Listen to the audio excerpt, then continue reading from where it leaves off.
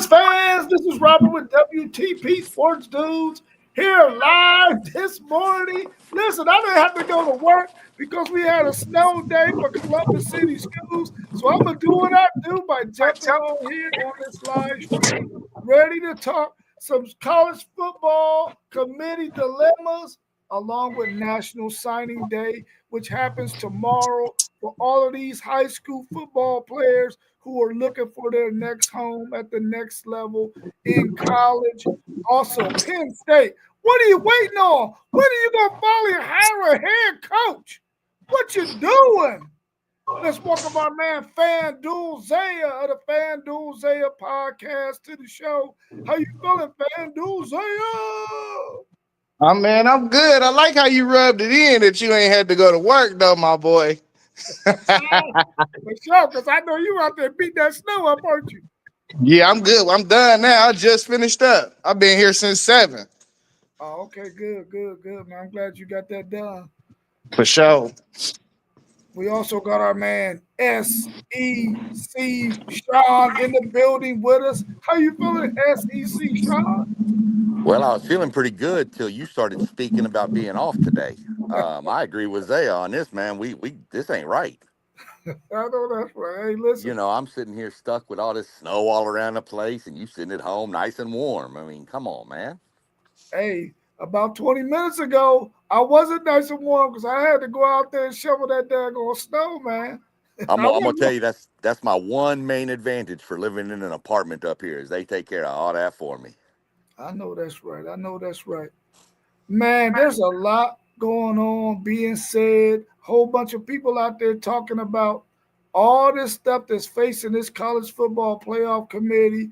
If you let Notre Dame in, you got to let Miami in because they won the head-to-head. If you put in Ole Miss and they done lost their whole offensive staff, how can you do that when you played Florida State a couple of years ago when their starting quarterback went down? All of this stuff swirling around the college football playoff committee's decision. What do y'all think is going to happen? Do you think there's going to be a bunch of shakeups? Or do you think what you've seen so far from them is what they're going to stick with? I don't. The whole Florida State Ole Miss thing is two different scenarios. First off, I mean, I know they lost their offensive staff. I know, um, they lost their quarterback at Florida State. I get that. The difference is, and I've heard this brought up quite a bit. Florida State played a couple games after that, so there was a data point on how they looked. There isn't on Ole Miss, and there isn't going to be.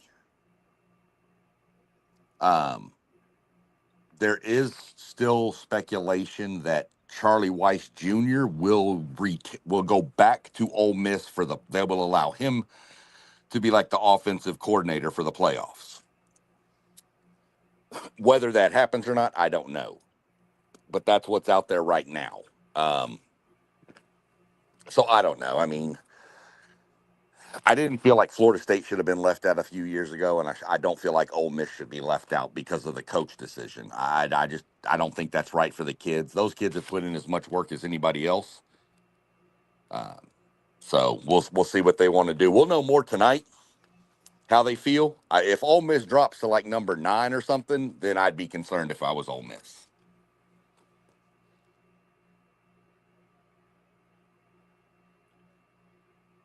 Yeah. Yeah, I ain't even catch the question.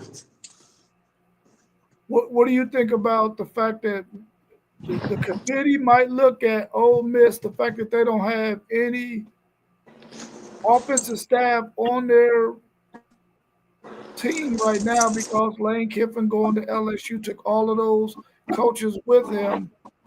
Do you think that they will get penalized and not make the college football playoffs because of that? No, I think you gotta let them in just because of the amount of teams that's already like that the playoffs got expanded to. But Florida State, it was only a 14 playoff, so that fourth and 15 or that fifth and 16, that was right there on the bubble. you could tell like without Jordan Travis that year, they wasn't gonna be the same. You know what I mean? Like I don't care if they won a bowl game or not. They would have probably got popped if they would have let them into the playoffs. So I think this is a totally different situation just because of the number of teams that we got. Just because of the number of teams we got, you know. So nah, absolutely, they got to get in. I don't care if they the last team though, but let them in, let them boys play. You know, as long as they got their roster intact, they should be able to go out there and see what they can do. You know. How much? Like if Ole Miss gets in, how much of a chance are you giving this Ole Miss staff that's coming in to coach this offense? How much do you think it's going to allow them to be able to be competitive? And can they even win a game uh, with the fact that they don't have an offensive staff right now? I mean, they kept Joe Judge. He was the quarterback coach. I mean, he knows the offense. I mean, at this point in the year, these players know the plays. So, I mean, they kept him, and I want to say they kept one more member of the offensive staff, and I can't remember who it is. But, um, yeah, I mean, I don't. That's just they've got the offensive staff. Can they win a game? Yeah, that team is still super talented. Um, I'd be a little more I mean, I'd be really concerned if the entire coaching staff left, DC and everything. But I think with Joe Judge staying there as the quarterback and he was an offensive assistant, that they'll be. I think they'll be okay. Man, listen, I don't care if Lane Kiffin wasn't going nowhere. I thought they was gonna lose in the first round. I'm not sure about Ole Miss like other people are. I don't think they battle tested. I think their schedule was weak. I just feel like barring the right matchup, as long as they skipped out on like Oklahoma or somebody that ain't got no offense, I feel like they was going. I feel like they was going to lose the whole time. I really don't give them a good chance to win in the first round. Like their odds of winning in the first round went even more down for me. Yeah. Do you think the committee will drop them any, or do you think they will stay? Because before this happened, it looked like the top 6 or 7 teams would stay in that same vicinity. They might move positions within that top 6 or 7, but I didn't think any of them would fall out beyond that 6 or 7. I mean, between 1 through 7. Do you think Ole Miss could probably fall between 12 and 8? Yeah, I can guarantee you that they're somewhere between 8 and 11. I can guarantee you that. Yeah, it's going to be a dip. That's going to be crazy to look at because they beat Oklahoma, who was a team that could jump them head to head. But I could see them. I could see them maybe slipping back to 8. Um, Probably worst case I see is 9. Um, that's just my worst case. I think it's going to be hard to put Oklahoma above them based on the head to head. Even though the coach is gone, I get that, but you know, and you can't really move Alabama ahead of them either because Alabama lost to Oklahoma. So I think 8 to 9 is probably where you're going to see Ole Miss slot in. Let Hey, me. I'm just going off of data points from what I've seen in the past. Losing your coach right before the playoffs it can be catastrophic. You know what I'm saying? Like just like for instance, if let's say let's say Indiana lost Mendoza, you don't think they would switch seeds? You don't think they would switch the seed for Indiana, knowing that their Heisman Trophy runner up or runner player in the race, he out? You don't think they would switch that seed, bro? That's a major loss, and we seen how different a coach can make just in the regular season this year, and just with Michigan or somebody like when Sharon Moore was suspended. We thought we was like, oh, this coach right here, he trying to let Underwood loose. He doing quarterback runs. Coaches just coach different, bro. And that's a major loss to lose your coach because he gonna coach the game different. I don't know much about this Golden dude, so I don't know if he's an aggressive dude, conservative dude, but we understand what kind of offensive mind Lane Kiffin is. So I mean, like, what was the best part of Ole Miss that led up to this point in the season? Their offense has been explosive. That's a tough. Hey, listen, that defense is decent, but I mean, like I said, you got to look at their schedule for real. It matters who you played and how you beat them. It matters, and we done seen them beat some bad teams by some close margins all year long. Let's welcome our man T1 of City League TV to the show. How you feeling, T1? I'm feeling great, feeling great. What it do? What it do? Hey, I watched a little bit of that Ole Miss game yesterday. I was not impressed by their defense, and I'm confused to how they so great, how they have such a great record. But I guess from hearing what Zay said, they had quite a few close games that they were able to pull out. But man, I didn't see much. I'm just gonna be honest. Yeah, their schedule was not that tough in the Big 12. I mean, in the SEC this year, they didn't play a lot of the major players. They played Georgia and Oklahoma were probably the only two teams that they played that were really decent. Everybody else outside of that, they weren't top SEC teams. So that's probably why they're looking so good. And I think that's what some of the people who are buying to try to get into this playoff, some of the coaches who are out there, Steve Sarkisian being one of them, that's what their whole gripe is if you got teams that are ranked in that top 10 who don't have the kind of resume that a Texas has, or some of the other teams who are a little bit further down. You can mention USC in that as well because they played a much better schedule than Ole Miss. They played a much better schedule than several of those teams that are up there. When you start thinking about a Miami and Notre Dame, of course they played Notre Dame and lost. So you can kill that argument there. But a big dilemma right now is what do you do with this Miami team? What do you do with this Notre Dame team who played each other early in the season and Miami got the head to head? But Notre Dame's rest of their schedule outside of USC does not look good because their other two games that they played against Miami and Texas A&M, they lost both of those contests. What do you think they'll do with these two teams? Can you leave one out and keep the other?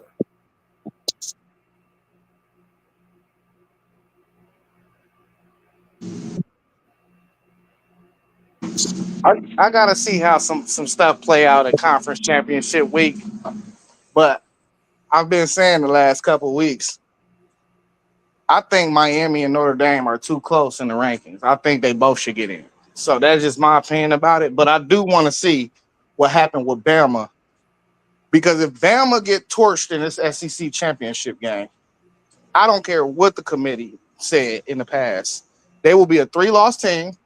I think they need to be compared to the likes of Miami and Texas and Vandy. And and from that point, I would think that Texas will have a better resume, as well as Miami, as well as possibly Vandy having a better because that Florida State loss looks bad to me. It's going that's like one of the worst losses out of all the teams that's even fighting for a position for a playoff spot. How many losses does Miami have? Two or three? Two, Two. two. So they got kicked out of the ACC championship game because of what, a tiebreaker. No, they wasn't even a part of the tiebreaker. Yeah, they No, they won were the. apart. They were 6-2 in conference, along with 5 other teams. But Duke won the tiebreaker on conference opponent strength or something. Oh, they didn't finish 6-1. No, they were six and No, they two. were. Everybody was 6-2 in Oh, that except for conference. Virginia. Yeah, yeah, except for Virginia, but Okay, everybody okay. else. It was like a 5-way tie for second at 6-2. So here's my question: Why should they even be allowed into the playoffs if you had two teams that was, I guess, what they were tied with you, that's playing in a conference championship? Yeah, I'm not gonna go that route because I don't like the letter of the law of how these conferences do these things. Um, Tiebreakers and winning percentages and stuff. The eye test can tell you like 9 times out of 10 who's a better team for real. So, like, how many times have Ohio State got left out of the conference championship, and we had one loss in conference? So I that's why think I don't really we have, necessarily agree with that. We go the whole year. We ain't been to the Big Ten championship since 2019 because we lost one game in conference every year. I don't like that tiebreaker stuff. I think they should always take the team ranked highest in the polls. I agree with that. I agree with that 110%. I ain't even gonna lie. The best tiebreakers I've ever seen are done, believe it or not, in high school football in Texas. It's just a point They still system. do the coin flip. No, it's a point system. You cap it at 17. Plus or minus 17 is the most you can do. And you go with common opponents, all the teams that are tied, they add up the points. Whoever's got the two, then it goes head to head after that. If it's more than a 3-way tie, it knocks out people and then goes to head to head. It's the easiest scenario. They do it in every classification in every district in Texas the same way. And it's at the end of the game in the regular season, you know exactly who's in. The only way it goes to coin flips back then is if all the points are even too, which is so rare to happen. It very rarely does, but it did this year, believe it or not. But that's to me, that's just these tiebreakers, and because you're not playing balanced schedules in conferences anymore. There's no balanced scheduling that you're playing. Everybody's playing the same teams. It's comparing win-loss records like A&M this year, for example. Looking at our schedule going into the season, we would have won almost every tiebreaker. But because South Carolina, LSU, and Auburn all fell apart, we lost every tiebreaker. So these playoff tiebreaker things are just retardedly stupid. I can't deal with them. Um, they're so hard to figure out. I mean, strength of common winning percentage, strength of opponent's record, strength of grandma's pumpkin pie versus grandpa's pecan. I don't know what's going on anymore. And this one in the ACC really makes absolutely no sense to me.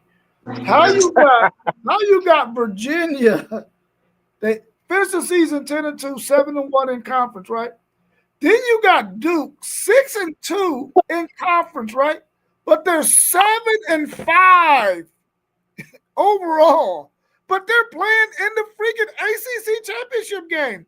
That makes no freaking sense to me.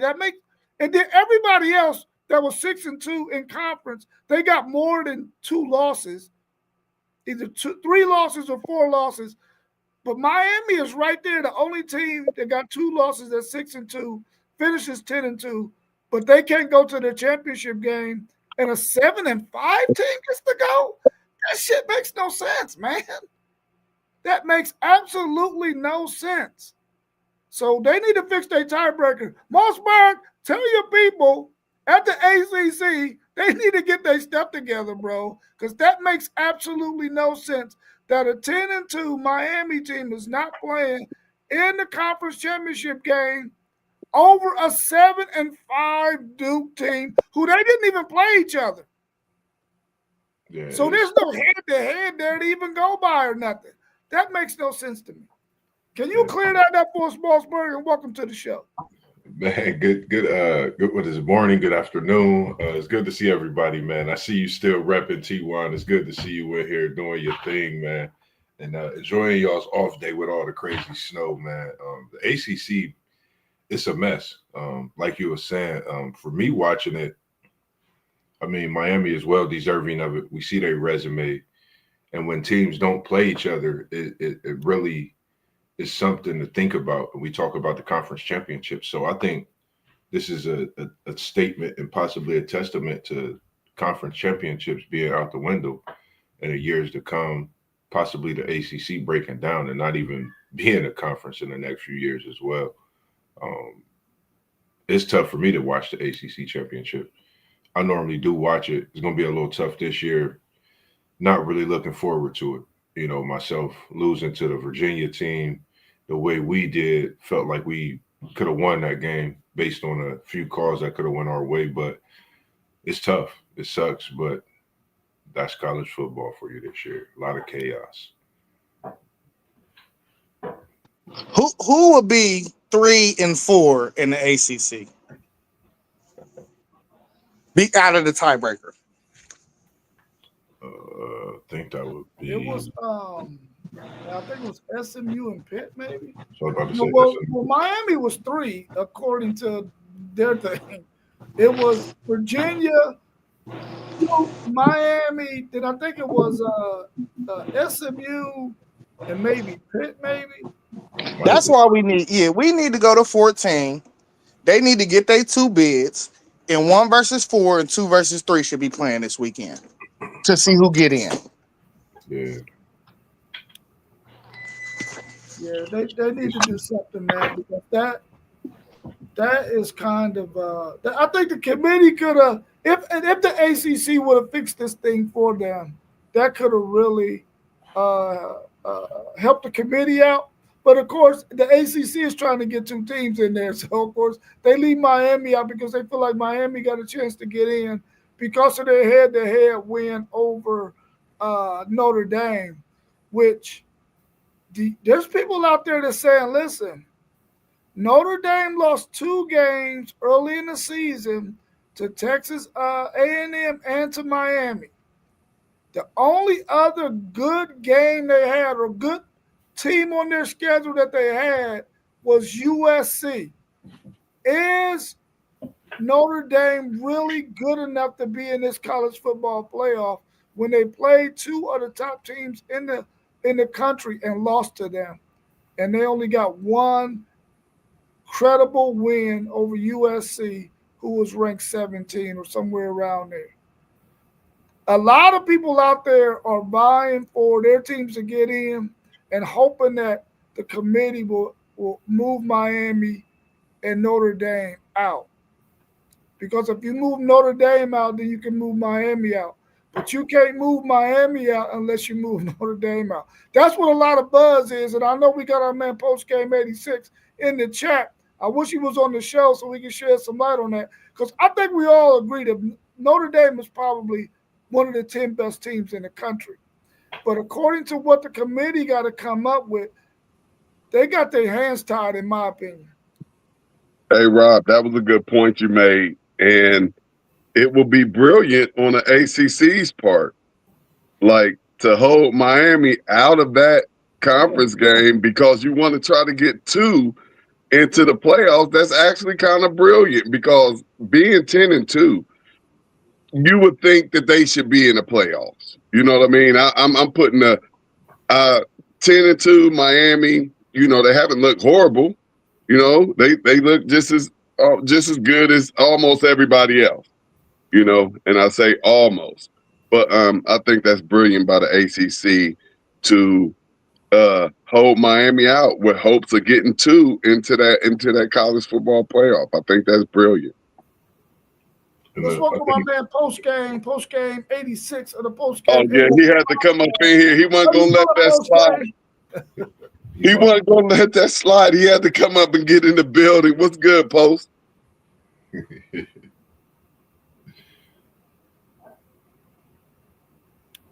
Is he in there with the juice? He probably just blowing off a little bit of steam. He about to get no.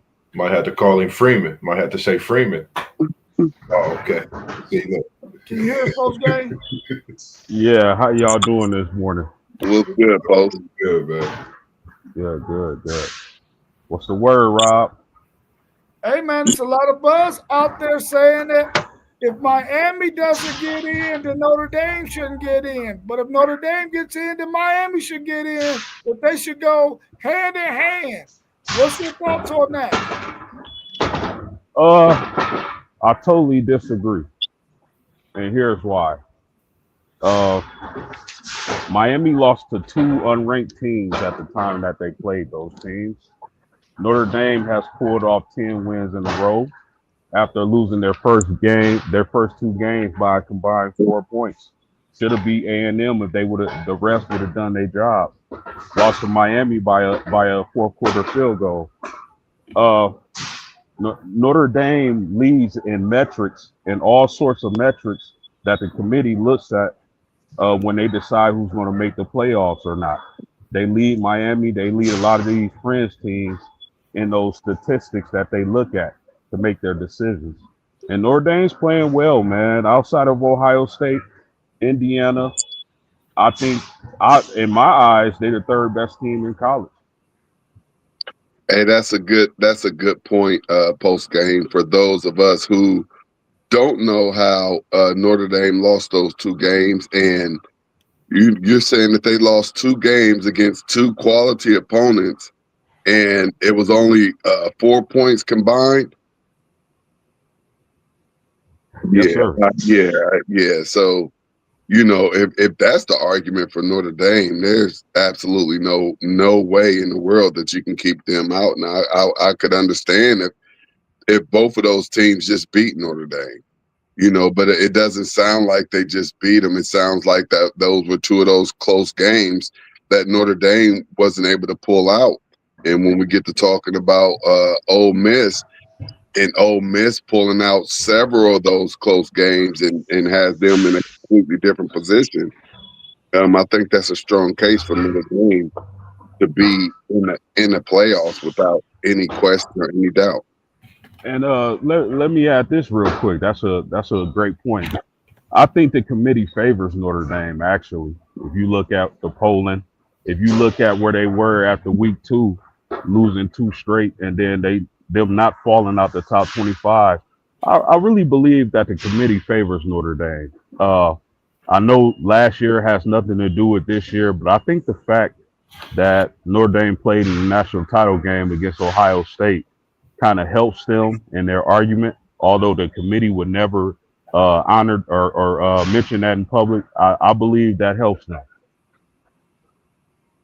Hey, Notre Dame will always be the pretty young lady in the eyes of the committee to me. Yeah. Yeah, I think they do too, post game. And I think by them placing them at 9, which is right outside of a home game, which looks like, oh yeah, we ain't really favoring Notre Dame, but they're making sure that they got Notre Dame in a position to get in the college football playoffs. Now, maybe if they were a little bit higher than that, you'll probably get some more grumbling that they're favoring Notre Dame a little bit too much. But having them at 9, you really don't hear a whole bunch of grumble out of anybody about the committee putting them there. Because a lot of people think that Notre Dame is one of the best teams in the country, in the top 10 at least. And so they're not giving them a whole lot of pushback. It's coming from the teams who are on the outside looking in, that's trying to find anything they can to try to get the committee to be like, listen, you got to look at that Notre Dame Miami thing. Miami ain't even in their conference championship game, and they beat Notre Dame. So if you don't let Miami in, you can't let Notre Dame in. So, they're trying to use everything they can. But we all agree that Notre Dame is probably one of the top 10 teams in the country. I heard y'all cooking on the ACC this morning, man. I had to get in, not to mention we talking ND, but I just got to say, man, the ACC is a total embarrassment. Rob, you made a good point. For them to have a 7-5 team in their conference championship game, where you got a Miami who's dying to make the playoffs, right or wrong, whatever you say about them, they want to be in. That's their best team. The ACC is a total embarrassment this year. You look at teams like Clemson, and no offense, Moss, Florida State. Trash. Clemson, all of us thought would be a national championship contender this year, and they just been garbage. But to have a Duke team over a Miami team, I don't care what the type. I'm not a proponent of changing the rules in the middle of the season. But man, come on, a Duke over Miami in your conference championship game makes zero sense to me. And the ACC has been an embarrassment this year. It seems like it's a basketball championship in the ACC, Virginia versus Duke. all day. But Let's I, talk a I little bit gotta I more gotta about take that. back. Go I ahead, go gotta ahead. take back what I said. I gotta take back what I said. I thought it was brilliant by the ACC to hold Miami out, but I could, like I say, that's why I like feeding him. I feed him like I need him. Post game always open my eyes to something. It's not so brilliant after listening to post game. It's actually kind of dumb. So if I'm on a committee, if your own conference don't believe in you, why should I? Why should I let you in our championship, our playoff games, if your own conference wouldn't let you get in front of a 7-5 team? You go ahead and stay home and you stay in that conference, Miami. Hey, can we stop talking about this like how we was talking about the COVID year? This is not. Listen, it's bylaws to each conference. The COVID year was different because of COVID. Every team wasn't participating. That's why Ohio State was able to go to the Big Ten championship without meeting the requirements. They cannot force Miami into the ACC championship game. That's a lawsuit. That's going against the bylaws of them signing, Duke signing with the ACC if they ever tried to even do that. You cannot do that. It was a COVID year. It was something totally different. So I mean, it just comes down to the tiebreaker. That's all. They're not leaving them out. If they could put Miami in that ACC championship, they would, but they can't. It's not legal. No, all You I'm must That saying is is you spot must on. hold all That on. I'm that You saying, you that is it you right must there. have Is not spot been on. listening. There Hold on, is. hold on. You must have not been listening. So that's That's the exactly what second I just. time he said that post. That's why I said that the T1. That's the second time before you got on stream. He said that. Oh, okay, my bad. But what you just said, I agree. They definitely shouldn't change the rules this late in the game. I do too. And all I'm getting at with that point is I can't let I ain't let Miami in either. So we're gonna hold the same whatever the ACC was thinking and doing over there. We looking at it the same way. They unfortunately they can't get in. We're gonna have to take whoever win that championship game. Man, Yeah, my thing is this though: as long as they've been playing football, you think there hasn't been a scenario that has come up like this one to where they could have fixed those bylaws years ago? That we don't have a case like this. A damn 7-5 That's 7-5. Yeah, that's ridiculous. making That's it to your ridiculous. man. Come on, man, that's crazy. Yeah, but And but and what these tiebreakers are set in place years ahead of time, and they're all voted on by each member school. yeah, So yeah, I agree. I agree with that. I agree with that, there's and there's I nothing that understand it. Miami can do. I mean, yet they could have won one more game in conference. yeah. That would have solved the That's problem, exactly what they could have did. but they I think didn't. And so now you got to deal with the tiebreaker. Now you got Duke in the championship game, and we're going to be honest with you: the ACC better do everything in their power to make sure Virginia wins that game. And fact. Virginia, they spanked Duke earlier in the season. That's what I like. I don't know if they trying to. That's what I'm trying to get at. Like, is Duke going to put some kind of fight into this game to give it some kind of chaos? Because the way Virginia did them earlier in the season, it's like Virginia can come out and do the same thing, but even more. But Duke has gotten better throughout those games. But looking at Duke's schedule, they really haven't played nobody but Virginia, and now they get to play them again in the championship. And like you said, like it's crazy how the bylaws is, and that we looking at this because I think this is going to start You said Listen, Duke it's you got to said be. Duke didn't play It's got nobody to be. but Virginia. What's Duke's schedule? Duke played. They started off with No, I eight. said what's Duke's schedule? That's what I was just I mean looking their record. I'm sorry.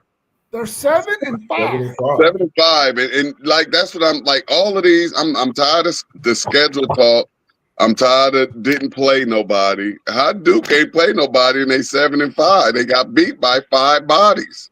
They're Like terrible. You played somebody. Do you want me to name the teams? All of that stuff has got to. I'm just tired of all of this scheduling and ain't playing nobody because guess what? There's just like over in the Big Ten, there's 15 other teams that's playing in the Big Ten. Only one other one outside Ohio State is undefeated. So it ain't just easy where you can just go out there and win every single game. It's not. T1, they lost to Tulane, bro. Tulane, if they make the playoffs, they're going to get popped. This is what we're saying, bro. You got to stop ignoring these schedules because this is what it is. We know the good teams. We know the bad teams. That's why it got to be collateral damage. It got to be collateral damage because one thing our eyes tell us is that Notre Dame is a top 4 or 5 team in the country. That's what our eyes tell us. They lost the head-to-head with Miami. So if you compare them together, then that means BYU. If you don't win, you're not in.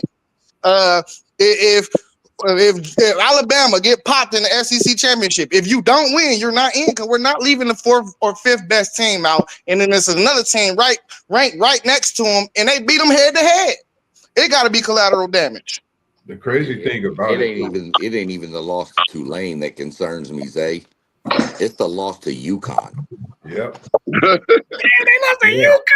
Oh man, UConn decent, man. Hold up. UConn's not bad. Don't get me wrong. They're not as bad as they used to be. But they're not a team either. Give them a basketball. Come on. I mean, hell, they finished 7-3. So the crazy thing out of the new rankings in the top 25, SMU, Pittsburgh, SMU, Pitt, Louisville, they all received votes to get in the top 25. Duke didn't receive no votes to get into the top 25, but they're in the SEC championship. And what if if you win this game? What happens if Duke wins this game? Duke is not winning this game. This may be one of those where you can go and make you a couple dollars. Does anybody know what the spread is? What the spread is on this I was thing? about to go tell Sounds you. like it should be pretty big. This the house for the grandbaby, T1. Go put the house on it. Sure Duke ain't gonna win this game. What's the spread? Anything can happen, bro. 3.5. 3.5. You said 3.5. Are you serious? I my glasses. Y'all trying to get me in some trouble, man. Y'all trying to get me in some possible financial trouble if it's rigged and I go put my money in on this thing, man. Look at that. Double. Hey, who you going for, T? Man, it sounds like easy money to me. Who you betting on? Virginia. I'm ready. I think I want to put the new whip out there on it and everything. I'm like, hey, 3 points. Where the game at? And how much did they beat Duke by in the first game? I think 17. They beat them by 17, 34, 17. 17? Oh, yeah. Where is it? I forget where the ACC champ. It's in Charlotte this year. Charlotte, Bank of America. Ooh, that's close too. Is that where the Panthers play at? Yeah. Yeah. That's a nice stadium. That's close. That's a beautiful stadium. I love that stadium. I've never been in it, but I love when I pass it. Every time I pass it, I say I got to get up in there, man. Catch me a game, and I'm gonna catch me a game too. I'm gonna catch one next year. I tried to go in there in the off season, man, and the security dude was like, nah. I actually want to go and catch that Cleveland game. I'm mad that I didn't. You know, I'm mad that I didn't, but you know, I have another opportunity. I told you, Zay, man, on Panthers, man. I told you that off season, man, on Carolina Panthers was going to do something special. Yeah. All right, y'all. Let's talk a little bit about National Signing Day. We done gave this committee a lot of our thoughts on what the hell is going to happen. National Signing Day is tomorrow. How is it looking for y'all's teams? And do y'all see y'all stealing somebody? Well, not stealing, or flipping somebody from one of the other teams that they're already committed to? Hey, we've been stealing up something. So let you know that right now. Ohio State has been out here grinching for the past month. We've been snatching up everything. So you know, it's beautiful for them defending national champions, man. It's looking like we're gonna have a great signing class with some great a whole lot of 4 stars, a whole lot of 4 stars. Zay, you want to hit the Bucks? Why? Since I already went, then we can get out their way and let them talk about the little guys. Nah, ain't nothing Yeah, about no little our guys. We class is we we pretty. all right. Our class Go is ahead. pretty much done, bro. It's we trying to flip one more dude, and he committed to Florida right now. CJ Bronoff. We trying to pair him with Jay Timmons. Oregon is on Caden Dixon White and Chris Henry Jr. Real heavy, but I really ain't worried about them. Chris Henry been committed to us for like 2 years. He know where to come to get produced, but everybody that we got The right homies now, following him, bro. So they ain't doing nothing. The little homie following Chris. So you yeah. ain't getting nothing. Hey, the little homie think he better than Chris, so Yeah, yeah. I like the little homie. But yeah, it ain't nothing too much going on. We ain't gonna flip nobody else probably if we don't get CJ Browner, but everything else is on lock. Yeah, I like our class. If everybody that is committed signs, which a bunch of them are supposed to sign tomorrow, um, I really like the running back we got out of Carthage, KJ Edwards. That dude is a monster. Um, really like the cornerback we got out of Toledo, Victor Singleton. Y'all had Uh, to spend a lot of money for that. How that happened? hey, we Because we got it. ain't won. Yeah, because I mean, that's right by Michigan too. yep, he was one target we wanted big on that for the defense for the cornerback spot. Those are a couple of the big ones I'm looking at. There's a couple others throughout here, you know, that I like. But he was one, and then we got that other linebacker out of Strongsville, Ohio, Storm Miller. Yeah, he nice. Yeah, we got him. Um, I figured y'all come down to Texas to get all the dang wide receivers. We gonna come to Ohio and start getting some defensive players. Oh yeah, we gonna get us a couple out of Texas every Oh, I year. know You you can are. believe that. So we gonna have to share. You can have the offense. We'll take the defense. It's Hey, fine. I'm good with it's that. all no problem. I don't have a problem with giving up a couple to get a couple. Hey, we like running backs and linebackers from Texas You get Right. wide and corners receivers out of Texas. And receivers too. and corners. Mm-hmm. Yeah. We like Florida receivers more. We're True, looking. true. We're looking to. We got a couple of guys we're looking to flip. Jordan Carter and this lineman Sam Utu is one we're looking to flip. So. Um, You had to throw that on screen. Huh? I was about to say, who said that? That was you, Rob. No, that wasn't me. That was somebody in the Who's chat. that? yeah. But I'm with them. Okay, Still may not be able to beat the Longhorn. You're right. You're right. But you know what? We're in the playoffs. We'll see what y'all do. that's right. So, I mean, enjoy the Cheez-It Bowl. Yeah, y'all like how we were last year, Sean. Yeah. You know, we lost to the rival, but we was on our way to the playoffs. And hey, like you said, enjoy y'all's Cheez-It Bowl. I think for us more Now so. we're gonna go with all this cupcake schedule stuff. We don't make our schedule, bro. We don't make it. Not at all. I That think don't for make it ain't. That don't mean it ain't cupcake though. Y'all had it last year. we got Cromartie Jr. His dad played in NFL. Of course, that's a big pickup. I think losing Timmons. Hey, first of all, who is we? Who is your team, Moss? Because I'm Come on, man. confused. Come I on, don't man. know if you Stop Michigan or doing that, Notre man. Dame or Florida State. man. Stop Okay. I just know you like Michigan and Notre Dame. You like worse than me. You got three. Questions, man. Florida State, man. Niggas don't stop. It's always gonna be Florida State, man. Y'all want me to join y'all's teams? Just know No, that. you want to join our team. Never Nobody asked you to put that Ohio State shirt on. Yeah, You we good, wanted to bro. put that Ohio State That shirt was a on. bet. That was actually a basketball shirt. Who betted you? Because it wasn't Me and me. you. That was No, the it bowl game. wasn't. That's what I'm trying to tell you. You said on stream, we got the footage. You were like, Zay, and if we don't win 6 games, I'm going to put a Ohio State shirt on. That's what you said. I That never was said for you. bet me. That was Okay. just because. All right. But Hey, anyway, he just did a one time for the one time for us. That's it. that's it. Hey, Moss B, I appreciate you, my brother. You look He wanna- real good in it, bro. I'll give you a care package, bro. I would have preferred for it to be scarlet, but I'll take it gray. It's all gravy. Because right now, I don't know if you got on a Buckeye shirt right now. Oh, I see it's great. You might have on a gray Buckeye shirt right now. I don't know. No Buckeye shirt, definitely. But losing Timmons was something I looked at. But having Antonio Cromartie Jr., I like that. Being there for the secondary, I like the way our secondary did look this past season, even though they were young. I think having him and his skill set to help have a few offensive linemen that we're signing, and we're looking to take away a defensive end, an edge rusher. Is between him and Maryland. That's in Maryland right now, Florida State of Maryland. We hoping that we could get him.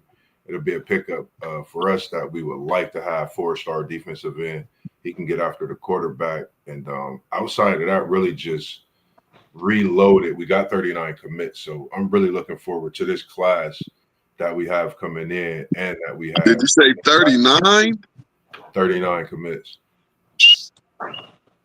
So we're looking at a pretty good class, and I think that's part of the reason as well that we still have Norvell, because he did do a great job of bringing in this class coming in for this 25-26 season next year. So I'm definitely, of course, optimistic, but I think with the class we got coming in, I think it'll make a way and turn things around. And like I said, I like what we had coming in this year, young and playing, but I think it's time for those guys to be those next guys up and be able to get on the field and get that action. That's just my thoughts on this young Florida State team. I like them. I was going to ask you that question. Do you think that them keeping Norvell really helped to solidify that recruiting class for y'all? But you had answered it before I got a chance to answer your question. Anything you want to add post game about Notre Dame's recruitment before I talk about Texas? Yes, sir. I just want to say to Zay and T-Wine, Chris Henry gonna be sick. But anyway, this is Notre Dame's best recruiting class, I want to say ever.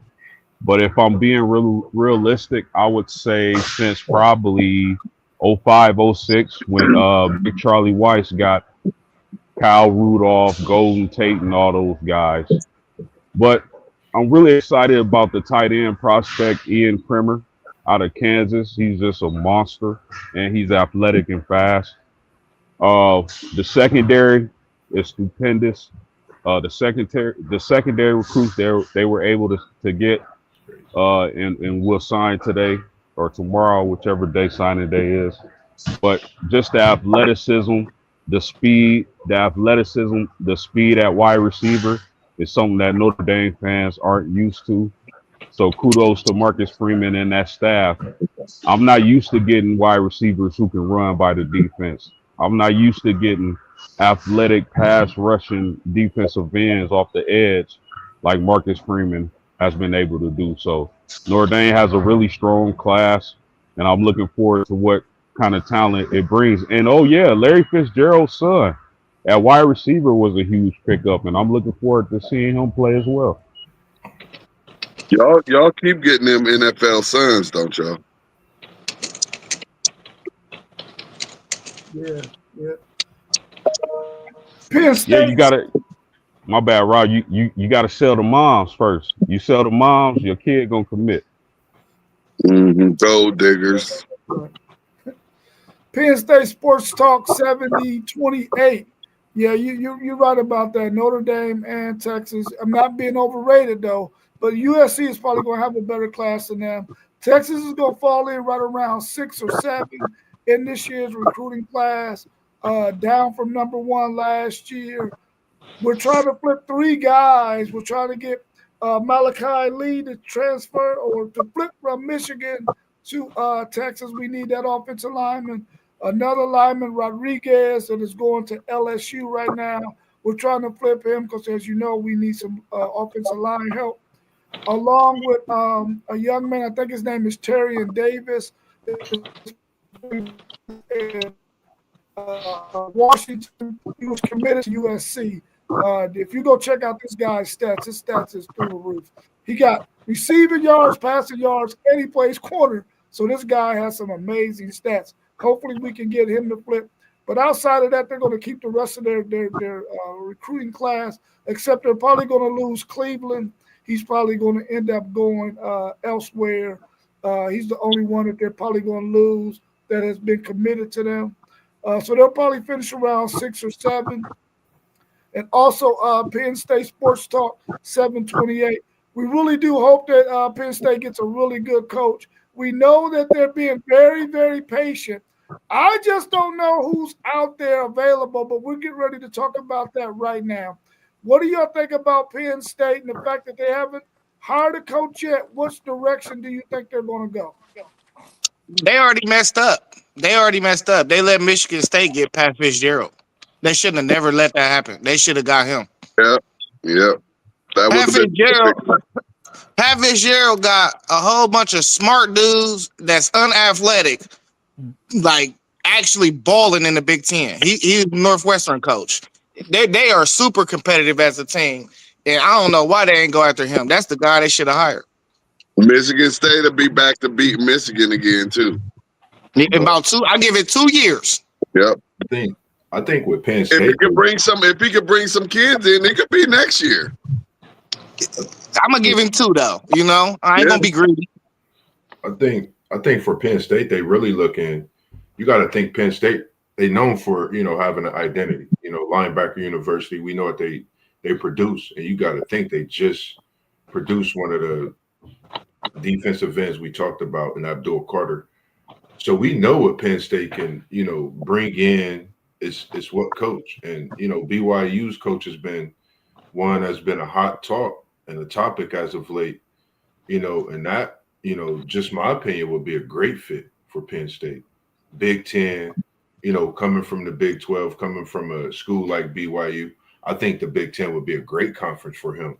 Penn State be a great school. You could bring in, a load of talent as well. I think recruit, it would be tough, of course, it's the Big Ten, but I think you could make a name for yourself along in that Big Ten. So, I mean, it's still to be known what they'll do, but it's a program. You just you take it, and you know that you gotta live up to it. And just think, they rejoined. They joined the Big Ten and took over the Big Ten. So who knows? They could get a coach and do it with getting a new coach. You never know. How these things can go in the college football coaching carousel. So hopefully they get the fit that they looking for, and things get to looking up for. That's just my thoughts. They have a nice team to return and players as well. Yeah, Penn State always have players, and I just hope Hartline looked at Knowles and said, I don't think I want to make that type of jump in decision that could change my whole career in 3 or 4 years. But they're gonna have to get a big name, and they're gonna have to throw a bag out there to somebody. They'll have to either get a big name or just one of the hottest names and steal somebody. But as I said, that just to me, the hottest coaching gigs are not in the SEC or the Big Ten. If you plan on playing and competing for a national championship, I just think it's just going to be hard for you to climb up to the top and get past, the Ohio States and the Bamas and Georgias and Texas and Michigans and Oregons, and the USC's is coming, and it's going to be more Big 12 teams. Big SEC teams. That is, some of them mid majors are going to get even better too, just because of the playing field being more even and leveled out. But that's not a pretty job to me. It's a great job. It's going to pay you a lot. You're going to get some players. You can keep up the tradition, but the tradition isn't winning national championships. To be the best, you got to compete with the best. So, I mean, it's a tough job. I agree. You know, when you come to the Big Ten, you got Ohio State, like you said, you got Oregon, you got USC that's gaining. But I think, you know, with the portal, I think that if you get the right coach in Penn State, you never know what could happen with the way the portal is. And I like what Penn State have at that young quarterback. You know, they have a quarterback that could throw the ball. We know what they could do with the running game. So they actually had a, you know, receiver they could go deep to. So they do have a young team. It's just going to take someone to come in and do what they do best, and that's just, you know, put their head in first and get their coaching in. And if it takes bringing in a new coaching staff, you know, with some new faces and things like that, who knows? I would like to see Penn State, you know, being a program that's talked about in the Big Ten and not look like the year before where they had that great year, nothing against it, but they fell short in the playoff by. I was just disappointed myself, but I would rather see them continue to compete. But like you said, T1, it's going to be tough. It's not going to be easy. I think if they go with BYU's coach, I think his name is Kalani Sataki. I think his style of play really fits the Big Ten because he wants to play that kind of a smash mouth kind of football, run the football, have good tight ends, have good uh, big wide receivers, but not necessarily a wide open offense like you will see at Ohio State or USC or Oregon. I mean, even Indiana started to get a little bit more wide open too. But it fits that style of play in the Big Ten, the way his coaching style is. I would like to see him get there because I think he has a really good quarterback that's there on that campus right now. And the kid from Olentangy. I really like him. I think he has a good upside, a high upside. So when you got that already in place, a good quarterback that you can build around, you got a chance to really be successful. So hopefully, a Penn State will hire somebody that has a good track record that can fit that Big Ten style of play. That's going to come with some physicality, and I think BYU's coach is a good option for them. We'll have to wait and see if that's who they pull the trigger on. But right now, it sounds like he might be the front runner. Yeah, we see. Whoever they hire, they need to make sure they can lock down that state. That's all. Yeah, That's the biggest part of it. Locking yeah, down them recruits in that state because they got talent in they Pennsylvania. got talent in Pennsylvania. Smash, They do. They do. because that I think that freshman, if I'm not mistaken, that young freshman they got is from Pennsylvania. That young kid that played very well this year. I think he's from Pennsylvania, if I'm not mistaken. So they do got some talent there for sure. Hey, let me ask this question. So, hypothetically speaking, you get this new coach coming here, and you're at year 3 of this guy, and you're still at 8-4. You know what I mean? 8-4, maybe 9-3, with a 7-5 up in there. How many years does this coach get to come in and show that he's the long term answer for this school? I've always been a 3-year guy. 3 years, you should have your recruits and your players. Yeah, that's what I was thinking. Because I'm thinking that third year, after that third year, you know, that fourth year, they're gonna be boiling. You know, this Penn State, you know, they definitely want to compete. So I agree with you on that, Zay, for sure. 3 years. That third year, you got to be winning 9 games. You know, you got to be getting into the playoff. You got to be getting into the Big Ten championship, one or the other. You know, this you have to. This is Penn State. It's a big downfall if they don't. Yeah, because Franklin was, I mean, at the least, he was still 10-2. You know what I mean? 10-2, competing. You know, he just couldn't win them big games. And I'm glad you mentioned that because even with Franklin having that record, they just kept gnawing him about the big game. So coming into Penn State, you got to be ready for the big game. You got to mark that on your schedule. You got to be ready. I'm talking about before you sign the dotted line, for that big money. You got to come in knowing that when you going through this process, these big games is games that you want to knock out. You got to speak about that. That's the the fan base don't want to see big games lost by anybody coming in, any coach, let alone having losing seasons. We are. Uh, I haven't heard that in some years, and that's what Penn State is. So getting back to that is enough for them. Yeah, and Penn State messed up us having four in Penn State and Michigan. Like both of them. Like that's why I'm so upset this year that like we're only getting three teams. It's just hard for me to comprehend that we can only get three teams that's qualified to play for a 12-team national championship. We got a Penn State, we got a Michigan, like and even a USC, and we can only get three. Like it just don't sit well with me. And Penn State, they were in the playoffs last year. Now they out. Peace to Penn State. Well, it looks like, man, I know he probably not trying to come back to coaching, but if I was Penn State, I would have gave Urban Meyer a blank check. I think they reached out to him, Post. Ooh. I think they reached out to him. He turned them down. He said he cool. Yeah, he must really be done there. But And I mean, I don't think he would go to a Big Ten school and go play Ohio State. I don't think he'd do that. And then they doing Fox on college football too. Ooh, yeah, I mean, given the options Penn State has as far as looking for a coach, yeah, they could find a hot shot, all fresh, young offensive coordinator. The coach from BYU might be solid, but I mean, you almost was better off keeping Franklin. Right. But I got a bigger one for you than that, Post.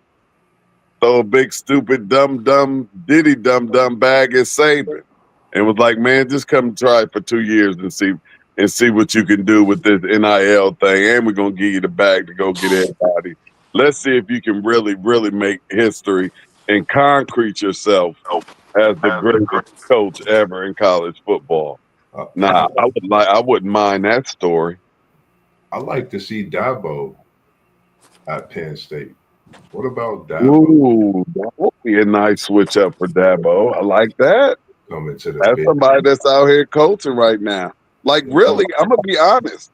I would say any coach from the SEC that's a hot name for the ACC. Now, that's who that Penn State job should look really, really tasteful to. Like, all right, it's hard down here in the SEC country. Let me go up to the Big Ten and go see if I can, beat Ohio State. And if I can't, get up in these playoffs and go beat up on the SEC team. If I think the number one candidate should be Eli Drinkwitz. Who was that? Who was that? He's Missouri's coach. I think his style fit the Big Ten. I think it fit Penn State. I think he could recruit that state well enough and keep a lot of them dudes home. And if they could get 7 of their top 10 guys in each recruiting class, they'd be straight. I don't know if y'all mentioned it or not, I had to jump off real quick, but what if Alabama don't make the playoff? Kalen DeBoer. No, that don't fit to me. Culturally, it don't fit. I can see the cultural not being a fit. I just know that that's a name that was floated that if he left Alabama could be there. Damn, so that means you talking about another coach being bought out this year? Yeah. He's in what, year two? He's in year two. Yeah, he's in year two. Year two. Hey, he got like don't he got one of them crazy buyouts too? Probably. Everybody in the SEC does for sure. They all got outlandish. But buyouts don't really mean a whole lot to most of these teams. Look, with Kentucky just paid $34 million for Mark Stoops to go away. Yeah. I bet Kentucky wish they would have got rid of Mark Stoops when he got dropped off on that tarmac. Texas A&M was like, "Nah, you ain't coming here." They should have got rid of him then because the Well, writing was already on the wall for him. they didn't want to have to pay that buyout. If Yeah, Kentucky was going to do it, they would have been smarter to do it last year when there was no SEC jobs open, so they would have had like first pick. yeah, Just like, I mean, Penn State, I don't know what they're doing. They were one of the first ones to get rid of their coach, and they're just lollygagging around trying to figure out who to hire. And a lot of the hotter names have already been snatched up. That's I post. don't think you got to go off of hot names. I think you got to do your due diligence. Yeah, You that's I got can to post. agree take with your that because time. I mean, we went with Mike Elko. He wasn't really one of the hotter names, but we went with Elko because of the culture fit, and it's so far has worked out. So yeah. Yeah, I And he think was you need to so, get it. Go go ahead. ahead, go ahead, I, Fandu. yeah, I think you need to get it right by all means because you cannot be fresh off a playoff berth. I don't care if it's a no name dude. If he come in and he do the job well, he do the job well. I think you just got to get it right. Yeah, and Mike Elko was y'all's defensive coordinator a couple years before he became the head coach, right?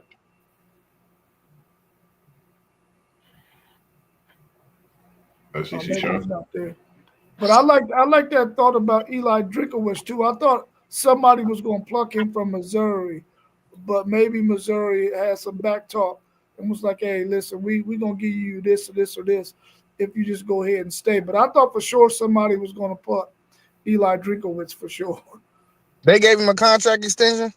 I don't think they gave him one yet, but I'm quite sure that they had to be saying something because his name was buzzing out there for a minute with teams that was possibly going to be thinking about, trying to pluck him from there. So I'm quite sure they must have been saying something. I don't think they signed anything yet, but I'm quite sure they had to be saying something to him for Just got him not to entertain some of those thoughts that was out there. What if he one of them guys though that's like, let me finish this out with my guys, and he been having talks under the table though. You know what I'm saying? Like, let's Yeah, just finish this season. I don't want to do that to my team. You know what I mean? Because this whole Lane Kiffin stuff look bad. Eli yes. Eli did sign a he 6 year signed extension. an Oh, he extension, did. Oh Okay. yeah, it's over for him. 2031. Thanks for that. All right, y'all got anything else y'all want to add? We right up coming up on about an hour and 10 minutes. Anything else y'all want to add? I don't think I got anything. Yeah, we're gonna be. What time is the college football playoff committee thing tonight? Should be 7:45, right? Ain't it at 7:45? Yeah, it should be. If it changed, because they've been switching the time up just randomly at times. Oh, it's been games on. Yeah, because of the games and stuff on. It should be in between 7:30 and 8:30. I'm about to get on there and check and get. Of course, we'll all get in a group chat. Do you think any of the rankings would, you know, be anywhere close to what the top 25 is looking like? Because the top 25 is looking interesting in that top, 15, 17 tier that we speak about a lot. Just seeing some of those rankings is looking, similar to what we talked about the other day in the top 10, but it's going to be an interesting playoff look for me. Yeah, I don't think it's gonna be much. I don't think it's gonna be much different. Definitely not at the top, but down there by where those 9 through 12 or 8 through 12 or wherever, maybe even 7 through 12. Um, it it should look different for the college football playoffs. Really, Real quick, do y'all think with Oklahoma struggling with LSU, do you think they drop any? There's been a lot of talk and a lot of buzz about it. There's been a they lot probably of they buzz. they probably won't. Doesn't Oklahoma have 2 losses? They got Yeah, Oklahoma in the top 12, right? yeah, Yeah, they're so number 8 right now. yeah, I don't see them moving them, but I mean they could possibly. We've seen Yeah, it. People. I think the most likely team to slide back is Ole Miss, so that would mean Oklahoma wouldn't slide back for me. I could see OU and Notre Dame jumping Ole Miss. How much can what's Notre Dame's rank? How much higher can they go this week? Because this is their last piece of movement, right? Yeah, they Notre Dame probably ain't gonna move. I think they might stay idle Where because where where they at? What numbers Notre Dame? Yeah, they was nah. at 9. 9. Okay, Listen, so y'all don't think they can get that 8th spot and get a home game? I get Yeah, Notre Dame 7. I yeah. I think they mean, should get 7, but I don't think they're gonna move. I don't think they're gonna move either. You Yeah. don't yeah. think they go? Y'all don't think so? Y'all don't think they're gonna move from 9? Yeah, if Ole Miss jump back, if they jump Ole Miss back, they'll move up one spot. Yeah, I say they going to 7 regardless. I say Notre Dame 7 come playoff So you tonight. say Notre Dame getting a home game for sure? Yep. They deserve a home game, man. More Yeah. so than Oklahoma does for sure. Yeah. You put them against Oklahoma today, they cracking Oklahoma's defense. Love going. They got a 3-headed monster that could run the ball. If we seen them last week, they ran the ball. With Love coming Hey, on the sideline, that gave us opportunity to see what they really got in that backfield, and we seen it. hey, I'm telling y'all right now, it don't matter to me if they got a home game or not, because whether they in South Bend or wherever, I'm gonna be at the crib. You heard me? You say it's going down at the Hey, crib. listen. Listen. I think the committee would have been jumped Notre Dame, like if they was gonna do it. Like they should, because you like if you look at that team, bro, and the way they've been playing, if you and they've been saying they've been going off of eye test a lot. Eye test, bro. They are a top 4 or 5 team in the country. They should have been jumping in the Yeah, rankings. if So they only I got don't. 2 losses by them little 4 points. Yeah, I think I'm telling you, they trying to protect their self and justifying Miami jumping into the playoffs at some point. So they got to leave them somewhere in between there and Miami, where close to Miami is. Yeah, I agree. Vandy in Texas is making this really hot right now. That playoff, and then of course y'all got the Big 12 teams. How many are they gonna get in? But that Vandy, the way Vandy look, and the way Texas has a strong argument, even though they have 3 losses. Man, it's gonna be crazy, y'all. All right, so let me ask this question. Let's make ourselves the committee. Be the committee, and they come to us right now today before we do this show and say, "All right, it's 6 of us in here. Who think that Miami will beat Notre Dame next week? Raise your hand. How many people in here raising their hand for Miami to beat Notre Dame next week right now on this committee? Say aye. I do not. All right, so Hey, but we gonna reverse it. So we're gonna reverse it and say, all right, hear ye. The 6 of us we sitting here today. We got next week. We got Miami and Notre Dame meeting once again. We know Miami won that first game by 3. We got game. We gonna rematch them. Who you picking? Who you got? Notre Dame or Miami? Who's T1. picking Notre Dame? Say aye. All right. that's all right. All right, That's T1. it. Your Aye. experiment was going real well. You didn't correctly do it. You were supposed to go down the line because they getting compared to with more teams. You Right. got to understand it. Okay. Yeah. I was just on them. I was just on them too.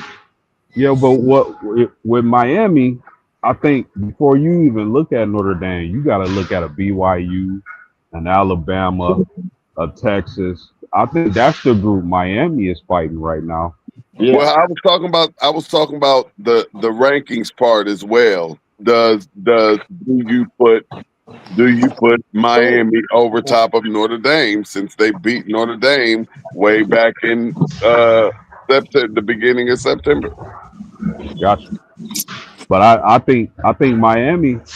See, the problem with Miami is, uh, man, they fumbled the bag. They were ranked second. Y'all Yeah. gotta remember, Miami was ranked second in the nation. and they fumbled. They put themselves in a bad situation. But all in all, I think they still got a chance to get in, man. And I would love Notre Dame play Miami again. No, Rematch. Man, I really think the committee did themselves a disservice by giving Oklahoma way too much credit for their win against Alabama, bro. They gave them way too much freaking credit for that win. It's an Alabama team that cannot run the football. It's a Alabama team whose defense is not the Alabama defense of old. They gave Oklahoma way too much freaking credit for that win. And now they rank 8th when they should be back there by 13, 14, 15, 16, 17. They Yeah, are but not hold on, dog. Hold on, dog. team, bro. Hold on. You gotta slow down. They beat Michigan too. Okay, we'll put them right in front of wherever Michigan's at. You know, he won, Who else they beat? What else they schedule look like? he won The Texas. only good win they got on their schedule is Alabama. That's it. So Michigan ain't a good win. No, Well, I mean, you already mentioned Michigan. I'm talking about no, outside of that. it ain't a good win. But they got Michigan early in the season. Maybe Michigan can get them right now. I don't know. With a more wide open offense, as long as they don't play like they played last week against Ohio State. I Speak just your mind, Moss. this Man, listen, Oklahoma team deserves to be ranked number 8 in the country, bro. Their defense exceptional, but they're not that good of a football program. the crazy thing you say is Michigan not good. Michigan, no disrespect. I know I picked them to win the game Saturday. After watching that game Saturday, is Ohio State that good or Michigan that bad? I think it's a little bit of both. They have no pass game. I've really seen that. The run game would get stopped by Oklahoma, and Oklahoma will have that way in that secondary. Mateer will actually run the ball against that Michigan team just the same way he did it the first game. I Moss, think they'll be in trouble. they were down. They were down their best two running backs. Oklahoma beat that team when they had their best 2 running backs. What are we talking about? That was a good win. No, I'm saying it was a good win, but I don't think it's going to look that good at the end of the day. If we talking about how offense looked for Oklahoma, their offense looked good in that game against Michigan. They're 2 like teams, though. That's what I'm trying to tell you. They're 2 like teams. The That's what I'm difference. saying. Look at their offense then against Michigan in that game. Look at their offense now. I would have thought it would have improved. I will argue this though, and I know this is hypothetical, and I know we wouldn't get to see this. Michigan would probably beat them right now because Oklahoma can't run the ball either. Their offense can't do nothing now. Early in the season, they could do something because Mateer, he was still already. This is the Mateer pre-injury. We have not been seeing the same Mateer we've seen before the season started. But Michigan still can run the ball. You know, their defense is still solid. That's a good defense. You compare what you've seen against us, but if most of the people on this panel will say we will do that probably to 95% of the teams in the country. Right, and I feel like if OU can't run the ball, and if they did go against a Michigan, that means y'all probably they probably will have a hard time throwing the ball as well because Michigan's front 4, front 7 is going to be in a backfield all day. Yeah, I agree. I think Michigan will have a hell of a time trying to move the ball without their top 2 running backs against this Oklahoma team. But I agree with y'all. I think that third string would do just like our third string running back come in and do. We have a nice stable of running backs as well, and that number 24 that they have, I can say he looks like a very good running back. He popped us for a couple little long ones too.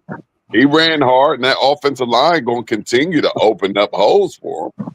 You know, it don't matter. It don't matter who's back there. It appears as good as Haynes was once he went down and Marshall came in, there was no drop off. And I think Haynes might have averaged more yards per game when he came in those next 3 games or whatever, or whatnot. And then I see this number 24 they put out there. They like our stuff, man. Except we got 4 running backs. So I could see Michigan playing Oklahoma again and still having that dominant running game with number 24 and whoever that 4th string running back is. Man, The Oklahoma's offensive line, too. the offensive line gonna keep on opening up holes. Their defensive line. Either way, neither team is going to score points, many points. We know that. Yeah, that defense gonna win that game. We'll be looking at Underwood to basically depend on his arm to win the game. They better use his speed. The front is tough, man. Hey, you believe in Mateer to win a game with his arm right now?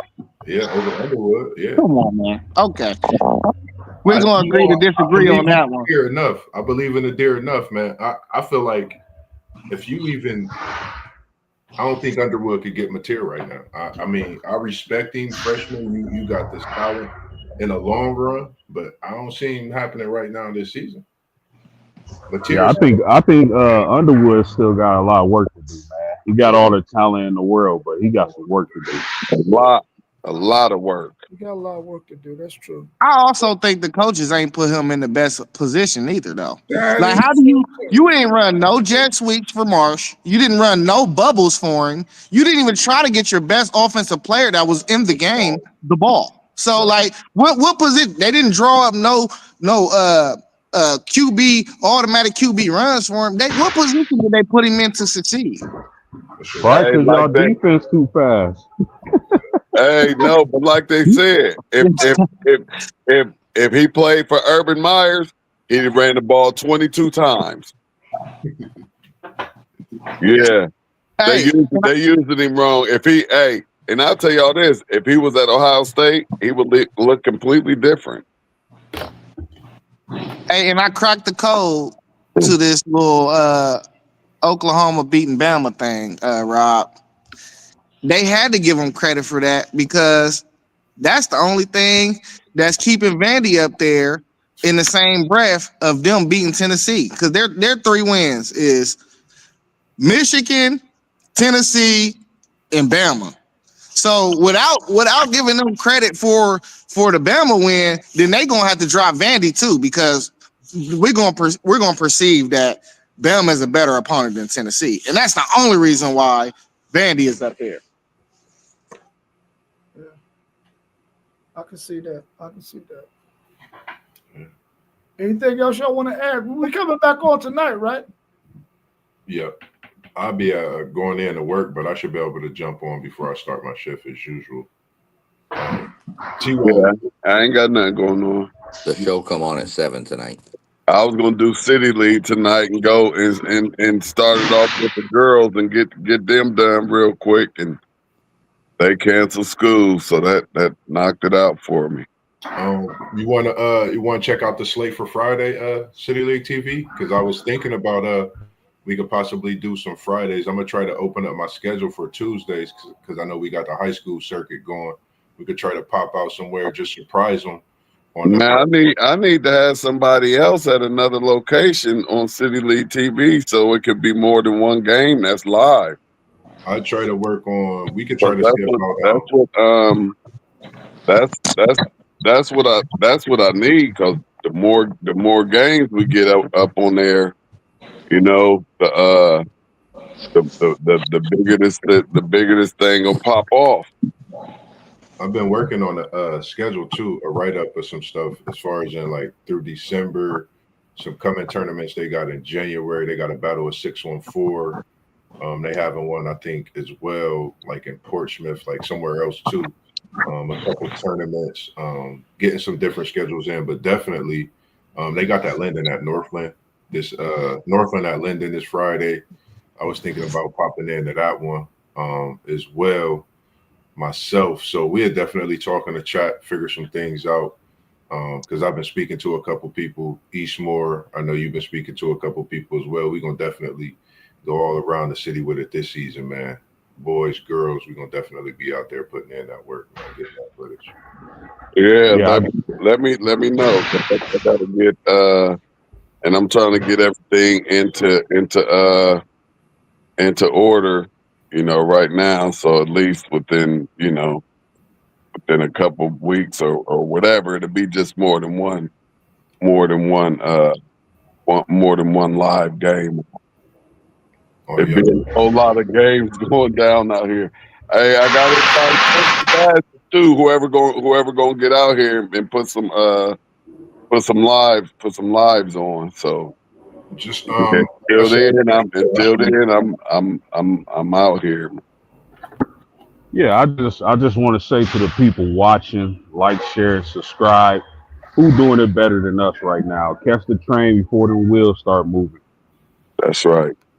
because I'm telling you, man, when this train get to chugging, it's gonna be like Major Pain, man. Chugga chugga, doo doo, man. And we just gonna keep rolling around the tracks, man. It's appreciate you, Unc, man. Every day, that's all I think about, man. Appreciate what we do, man. The chats, you guys, man. I'm tired as hell, but I know once I get this rest, it's gonna be, chill and getting ready for another day, man. But other than that, man, it's appreciated, man. Especially you, SEC Sean. I spoke with a gentleman today. I'm sorry, real quick. He should be tuning in, subscribing for that Texas high school football. He actually does work down in Texas. He's down. He's up here doing work. I met him cooking this morning. He does video graphics, all that media for a school down in Texas. It starts with the C. I can't remember the name. We'll talk more about it. He'll be subscribing to your channel, tuning in and all that. So we're gonna be working on some things. I see a flight. I'm gonna speak it into existence, man. We're gonna be going down to Texas sooner than It's a school that starts with a C that narrows it down to about 600. Right. I know. They colors is like white, yellow, black. Like they got all white jerseys, but that narrows it down to 300. Right. But I'll definitely try to remember it and get it for you. So yeah, I mean it's all good. I mean, yeah, he can subscribe. We went through it last night. You know, pretty interesting. Some, Doug asking some questions. Some of the stuff. If y'all watched last night, he asked what's the enrollment of some of those real small schools, and the one I was talking about the most was Strawn High School, 6-man football team. They have 46 kids in the school. That is nuts. That's nuts. You said And that's 46. there's smaller ones too than them, but they're 46 kids in the school. Wow. That's nuts. So you said that the committee goes on at 7 p.m. tonight. Yes. Do y'all want to be live when the committee is live, or y'all want to still stay at 7:45? Hey, No, what 7:45. comes on before the committee? Because it's always a basketball game, and then it never comes on until 7:45. Hold on a second. Let me look. Y'all just keep talking. Let me go pull up the. 7:45 because it's like an instant reaction at that point. Mm-hmm. Well, if they go at 7, let me see. I like how we was live with them though. Yeah. See, I prefer going live as they go live. Yeah, I like that as well. I'll be Look. able to.